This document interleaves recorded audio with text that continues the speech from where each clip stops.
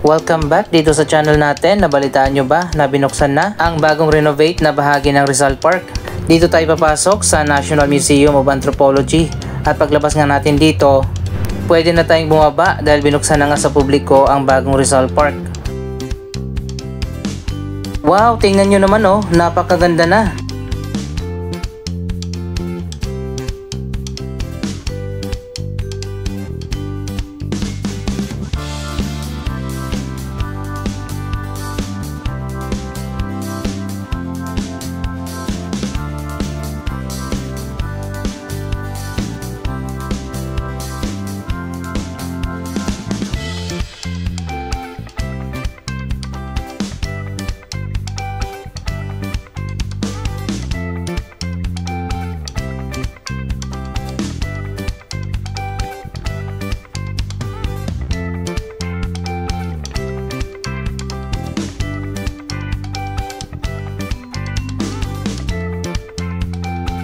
Tara ikutin na natin ang bagong Rizal Park.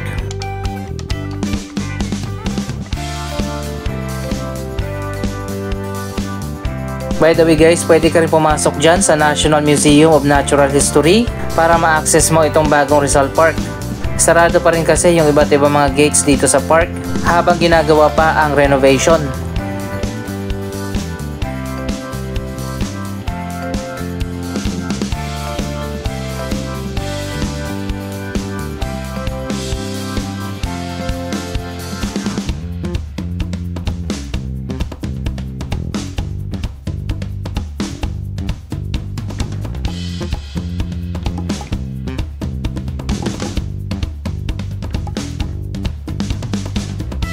Maluwag din pala yung mga bagong street na paikot dito sa buong park.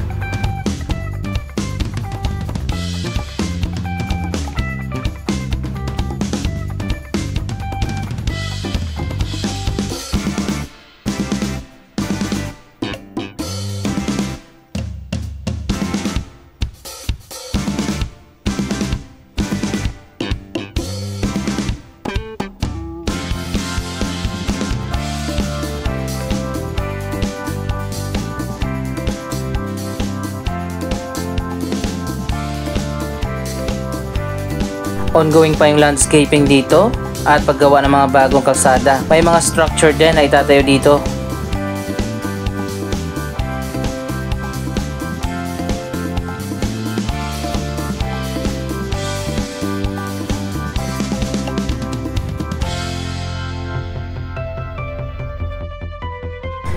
Hindi mo akalain na ganito na kaganda ang Rizal Park ngayon. Mas lumuwag na yung park kasi nga binuksan na yung magkabilang gilid na dati ay nakasara at nakahiwalay.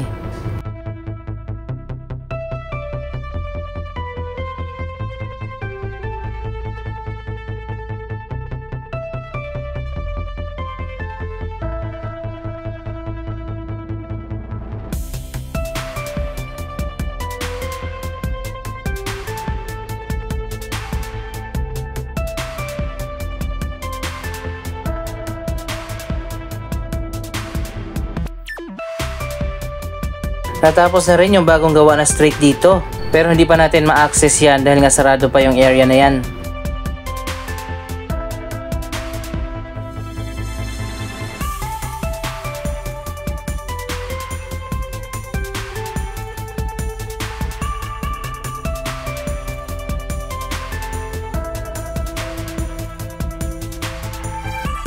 Andito na tayo sa gitna ng park. Dito nakatayo dati yung giant statue ni Lapu-Lapu, isa sa mga bayani natin.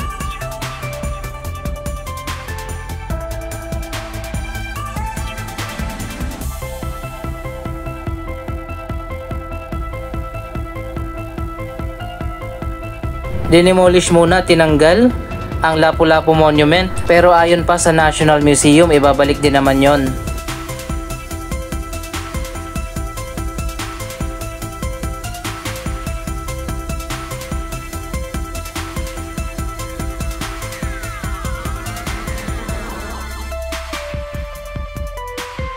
Ang mga bakanting areas dito sa park ay tatayuan yata ng mga bagong buildings. Kaya ngayon samantalahin muna natin na ganito ang itsura ng bagong renovate na Rizal Park. Maluwag pa at maaliwalas Kapag may mga bagong buildings na at mga structures na itinayo dito, mag-iiba na naman ang itsura ng park na ito.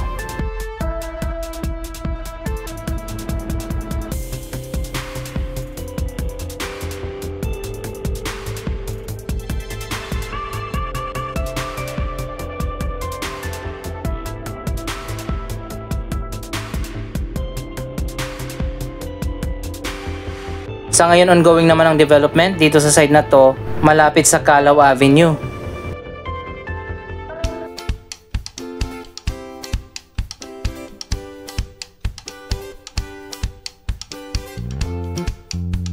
Soft opening pa lang ang ginawa dito, kaya naman limited pa ang access papasok dito sa loob ng park.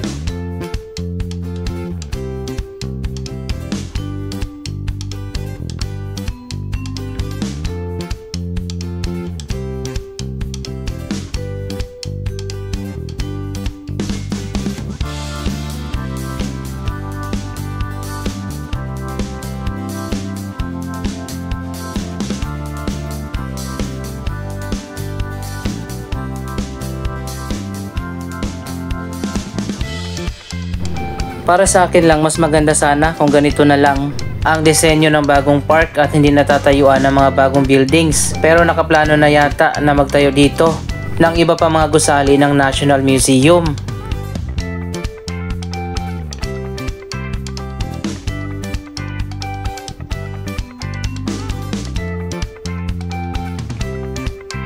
May mga puno pa na itinanim dito. Hindi lang ako sigurado kung palm tree ba ito o hindi.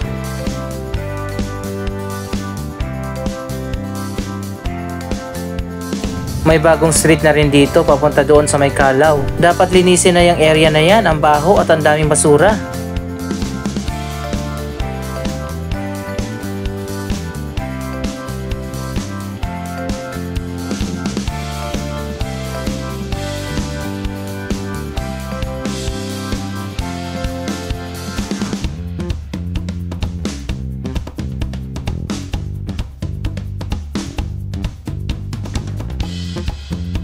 Ito naman ang view mula dito sa National Museum of Natural History. Dito naman sa kabilang side ang dating Children's Park na binuksan na rin ngayon at integrated na dito sa bagong renovate na park. Dati kasi nakabukod yung Children's Park at may sarili itong daanan.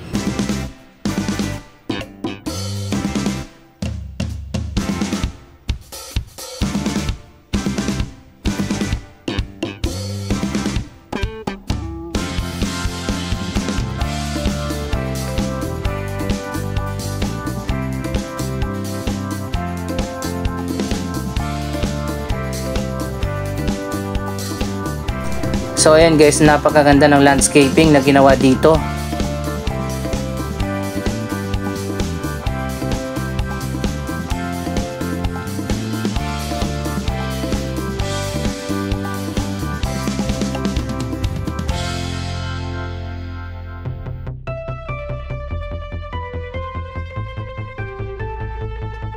Ngayon ko lang na-realize, sobrang lawak pala ng park na ito.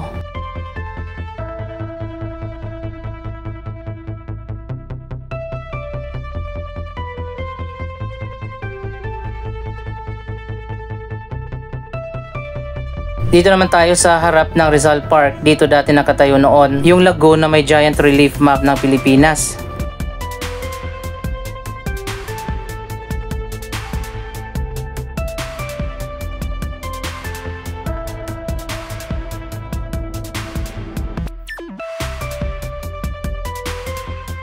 Demolish na rin yung lagoon, pati na yung giant map ng Pilipinas, pero hindi natin alam kung ibabalik pa ba yon.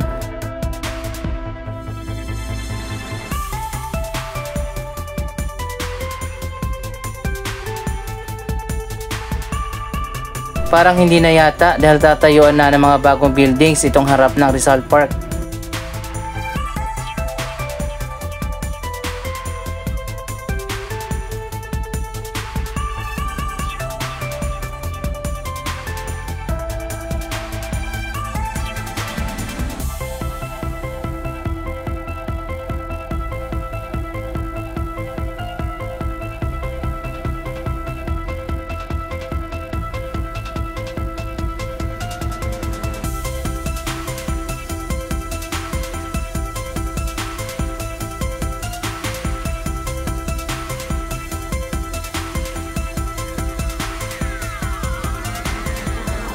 Dito naman sa area na to, sarado pa rin yung mga side street dahil ongoing pa yung ginagawa doon sa unahan.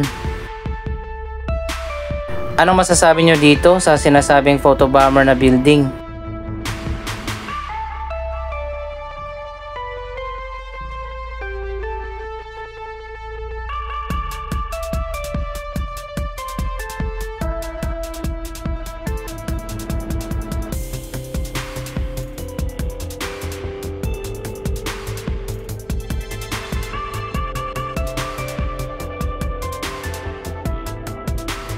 Siguro sa mga susunod na buwan matatapos na ang renovation na ginagawa dito sa Rizal Park.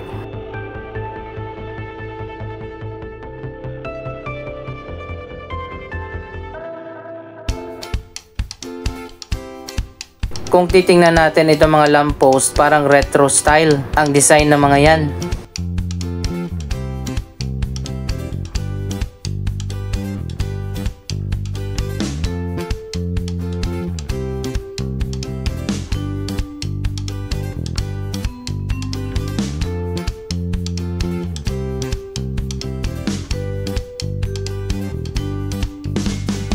Mas maganda rin siguro kung lalagyan ng mga bagong pailaw at iba pa mga atraksyon dito sa bagong Rizal Park.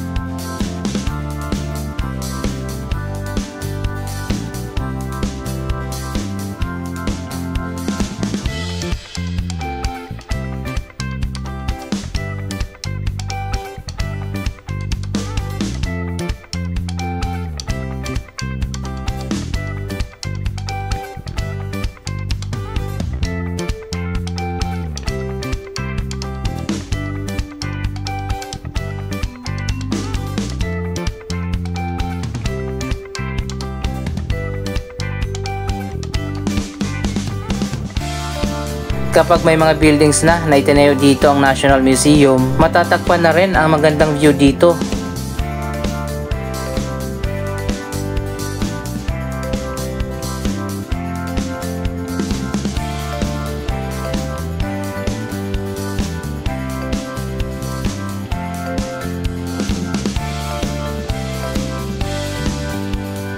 Ang luwag pala dito sa gitna, pwede magtayo dito ng stadium.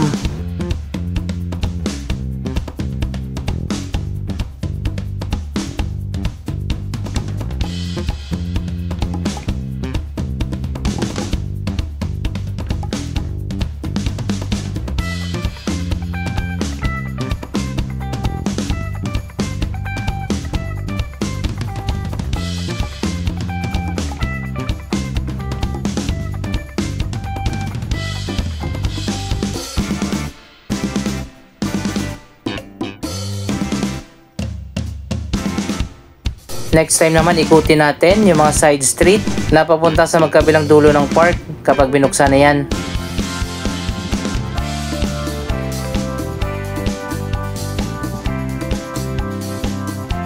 Maganda ang ginawa nila dito kasi maluwag yung mga kalsada. Tsak na maraming papasyal dito kapag fully open na.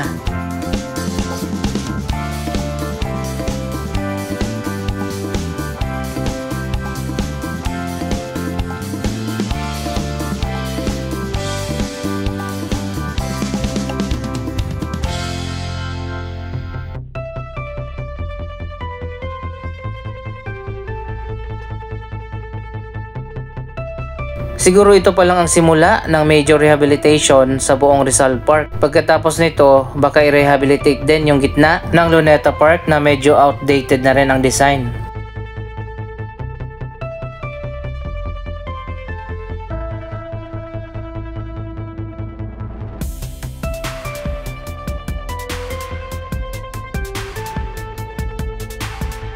Ang ganda talaga dito, nakakamangha at nakaka-proud.